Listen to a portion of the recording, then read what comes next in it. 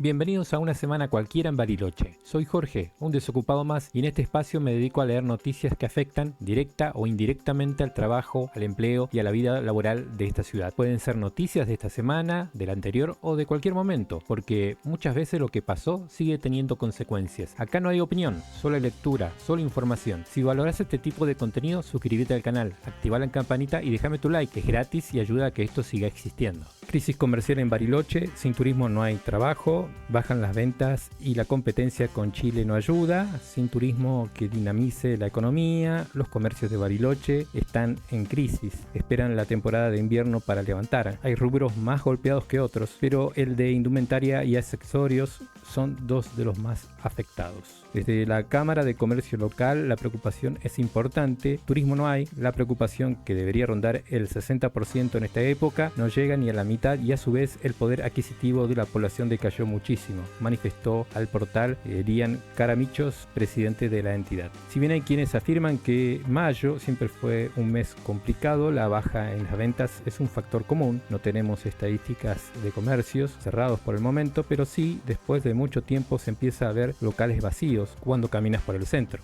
No anda la gente en la calle, remarcó Caramichos. La gente prioriza gastar en comida cuando se puede, pero el rubro alimenticio también siente la crisis. La temporada es baja para todos. Cuando no hay plata, la gente consume menos, manifestó Carolina, encargada de la panadería Ñireco. Hace más de 15 años tengo local, atravesé crisis, gobierno, cenizas, pandemia, pero nunca estuvimos tan mal, dice Malvina, una de las comerciantes de las primeras cuadras de Cayo Nelly. La situación no fue la mejor durante la temporada de verano, pero luego vino la baja con un fuerte impacto para todos. Onelli es la calle de los barilochenses, pero Bariloche es una cadena. Si no hay turismo, no hay trabajo. Si no hay trabajo, los vecinos no salen a gastar, manifestó. Hoy por hoy, en la ciudad, creo que todos los rubros están bastante golpeados. Corralones, servicios, comercialización de productos, enumeró Caramichos, y agregó que si bien las estadísticas macro indican que el mes pasado por primera vez dejó de caer el consumo, el número en alza es ridículo. Sobre esto, además, manifestó que una cosa es el discurso y otra con lo que hay que lidiar. ¿Qué opinan ustedes?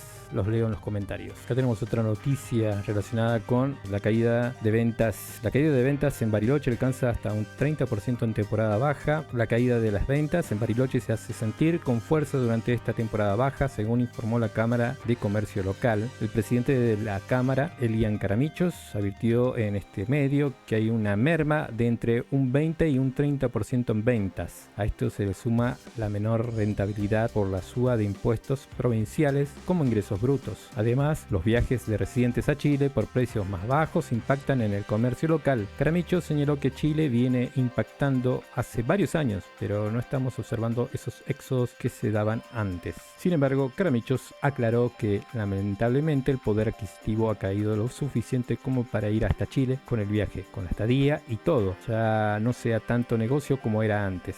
Sin embargo, concluyó que el panorama comercial de Bariloche se complica aún más, ya que estamos mucho peor en lo que son ventas que cuando estaban esos viajes en Chile tan fuertes. Bien, ¿qué opinan ustedes? Dice otra noticia, preocupación en el comercio de Bariloche, estamos con un modo salvavidas de plomo. En diálogo con el cordillerano, otra vez Caramichos, aseguró que en las últimas cifras que brindó la Cámara de Turismo indican una preocupación turística actual del 30%, una cifra que contrasta fuertemente con el arriba del 60% de años anteriores. A partir de la pandemia, todos tomamos conciencia de que el punto de partida de la economía de Bariloche sin lugar a duda es el turismo. Estamos todos atentos y preocupados por este tema, afirmó. El presidente de la Cámara de Comercio detalló que la situación es generalizada en todos los rubros: supermercadistas, chocolateros, cerveceros, corralones, madereros, entre otros. Lamentó que la baja en la actividad está afectando absolutamente a todo el círculo económico de la ciudad. Si bien las ventas cayeron un 20 o 30%, la rentabilidad seguramente a todos nos cayó mínimo un 50%.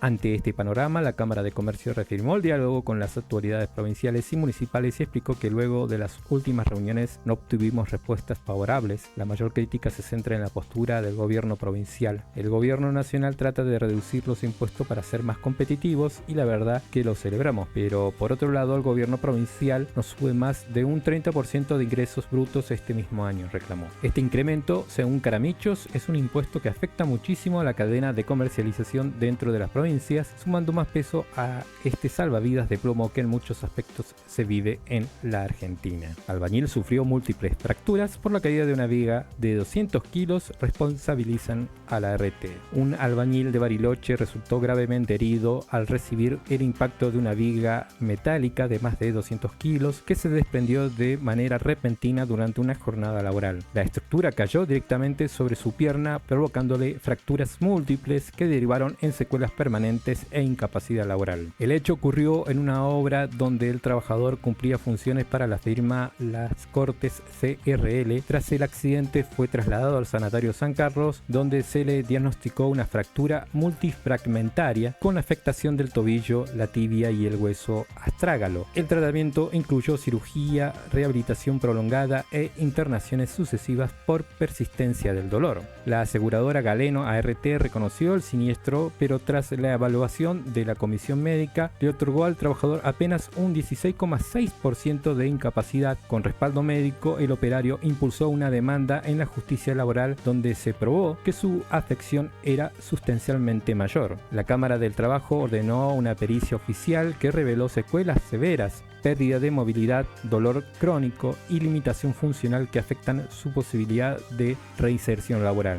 Durante el proceso también se acreditó que, pese a haber sido reubicado en tareas livianas, no pudo sostenerlas en el tiempo. Con base en la pericia no impugnada, el tribunal ordenó indemnizar al trabajador conforme a la ley de riesgo del trabajo, calculando el monto en función de su ingreso, actualizado por RIPTE más de un 20% adicional. También se dispuso que Galeno reintegre los gastos médicos debidamente acreditados y se fijaron intereses del 8% anual desde la fecha del accidente hasta el efectivo pago. ¿Qué opinan ustedes sobre esta noticia? Los leo en los comentarios.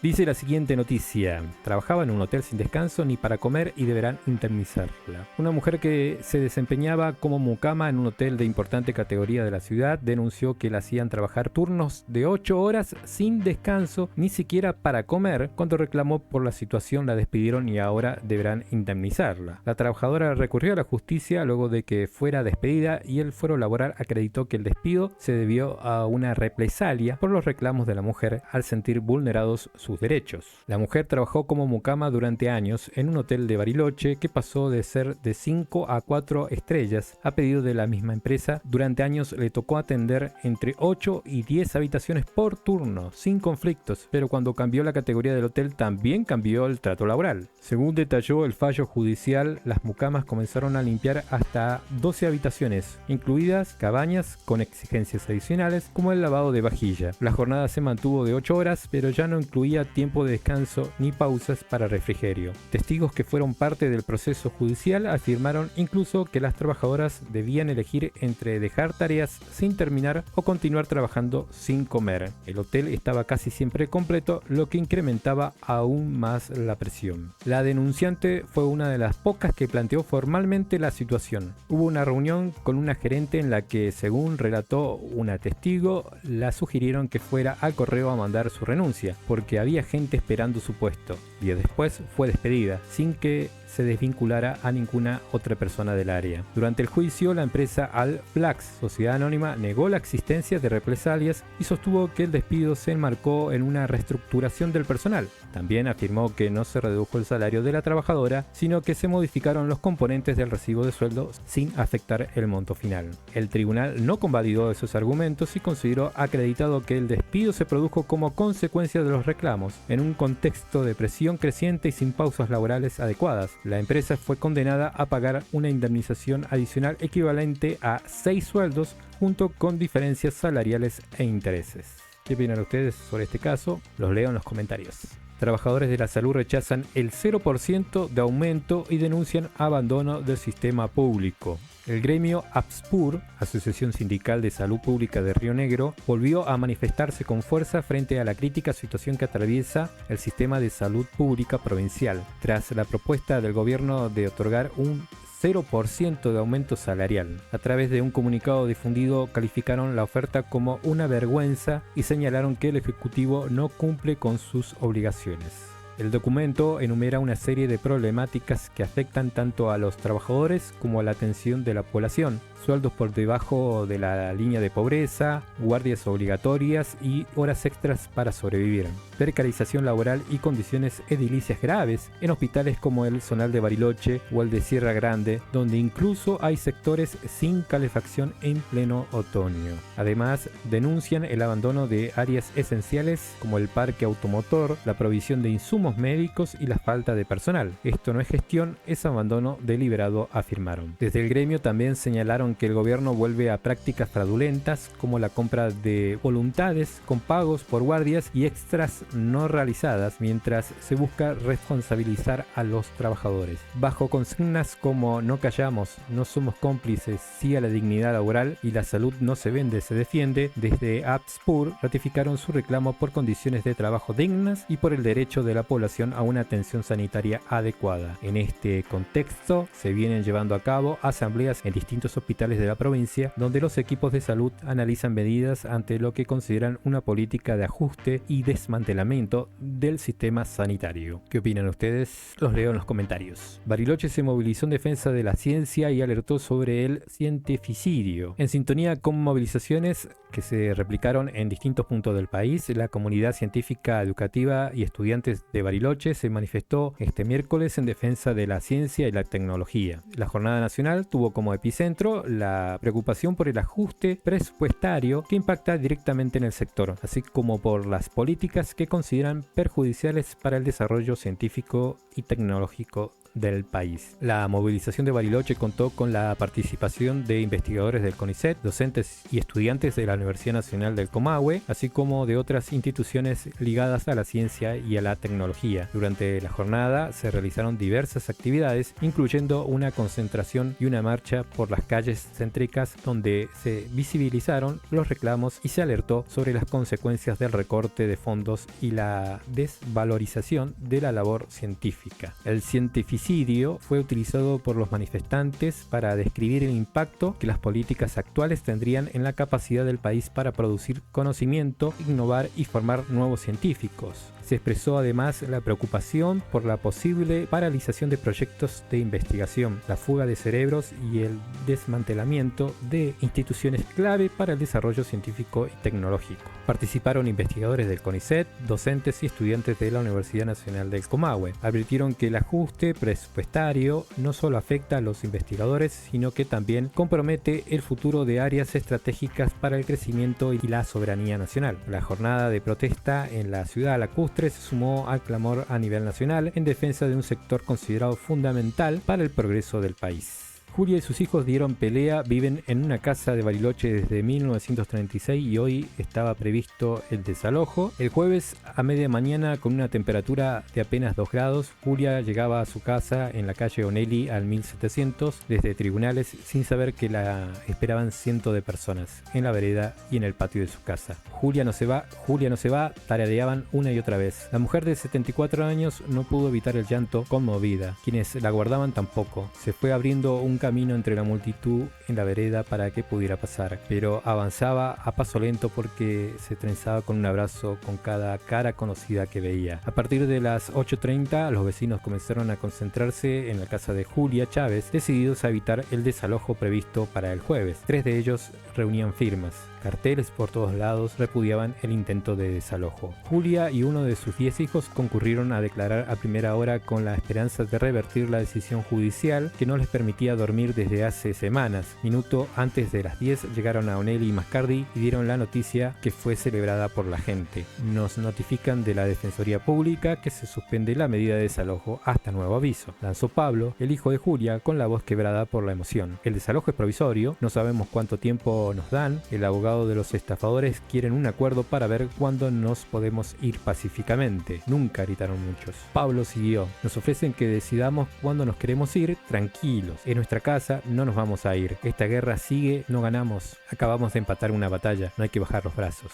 La casa de Julia no se vende, no se entrega, se defiende. Se leía en uno de los tantos carteles que levantaban la gente que concurría a la casa de Julia en muestra de apoyo. No al desalojo, familia desde 1936, decía otro cartel, enorme pegado en el frente de un comercio ubicado justo frente a la casa. Los vehículos circulaban lentamente por calle Nelly tocando bocina en señal de apoyo. El conflicto por la vivienda de Julia se remonta a la década del 90, pero la historia de la familia Chávez en ese lugar comienza muchos años antes. Mi mamá vivió en este lugar toda su vida. Llevábamos más de 100 años acá. Lo heredó de su padre, que a su vez lo heredó del suyo. Hoy mi mamá, mis tíos y mis dos hermanos viven en este predio, contó Belén Chávez, una de sus hijas, conmovida por las muestras de apoyo a su familia. Julia tuvo 10 hijos. Los crió sola. En 1992, una de las niñas murió. No teníamos recursos para paliar el sepelio. Nosotros asistíamos mucho a la parroquia Santo Cristo y entonces una familia de la comunidad salesiana se acercó a mi mamá para ofrecerle ayuda. Ofrecieron ayudarla a solventar los gastos del velatorio y le propusieron alquilarle la parte de adelante de la propiedad para vender piedra laja, afirmó Belén. Dijo que con la excusa de pedir la habilitación para comercializar piedra laja, la hicieron firmar un papel por el cual mi mamá, sin darse cuenta, transfirió la propiedad. En ese momento estaba en una situación de absoluta vulnerabilidad y se pensó que solo firmaba el alquiler. Esa gente trabajó unos cuantos meses en el lugar hasta que finalmente desapareció. Ahora de golpe nos encontramos con un pedido de desalojo para hoy. Mis hermanos fueron a abogados, pero los jueces nunca nos escucharon y nos cerraron las puertas. Julia transitó en las últimas semanas sumida a una fuerte angustia ante la incertidumbre. Tiene la contención de todos sus hijos y nietos, pero está muy deprimida. Con nuestro reclamo apareció mucha más gente que fue estafada por estas personas de la comunidad salesiana. Acá estamos para dar batalla. Si vienen a desalojar, nos tendrán que sacar a todos, manifestaron. Marila Guerra fue una de las tantas vecinas que concurrió a la casa de Julia esta mañana. En esa casa crió a sus 10 hijos. Era enfermera y ayudaba a la gente sin cobrarle un peso. Curaba el empacho, por ejemplo. Siempre tuvo las puertas abiertas de su casa, tan humilde para todo el mundo. No vamos a permitir que la desalojen. Gracias por acompañarme en otra edición de Una Semana Cualquiera en Bariloche. Las noticias no siempre son nuevas, pero siempre importan. Si te parece valioso lo que viste, compartilo, deja tu like y suscríbete. Yo soy Jorge, un desocupado más, leyendo lo que otros prefieren pasar por alto. Nos vemos en el próximo video o en cualquier semana.